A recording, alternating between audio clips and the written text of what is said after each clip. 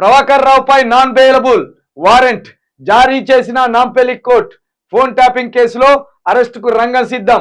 Red corner నోటీసులు ఇచ్చే ఆలోచనలో పోలీసులు. ఇంటర్పోల్ ద్వారా ఇండియాకు రప్పించే అవకాశం.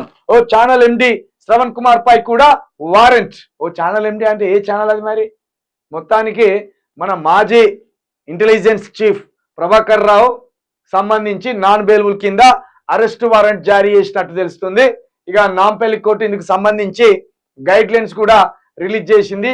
ఫోన్ ట్యాపింగ్ కేసుకు సంబంధించి మాజీ intelligence chief Prabhakar Rao arrest కి రంగం సిద్ధమైంది.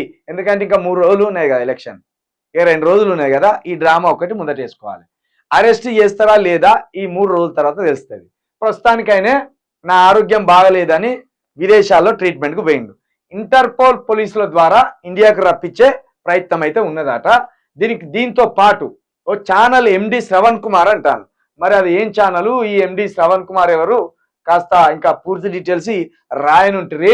మొత్తానికి ఎవరెవరైతే ఫోన్ ట్యాపింగ్ చేసిందో అక్రమంగా, నిబంధనలకు విరుద్ధంగా ఫోన్ ట్యాపింగ్ జరిగితే వాళ్ళందరూ కూడా అరెస్ట్ అయ్యే అవకాశం ఉన్నట్టు ఈ వార్తను బట్టి, వెలుగు పేపర్ రాసుకొచ్చిన విధానాన్ని బట్టి అర్థమవుతుంది.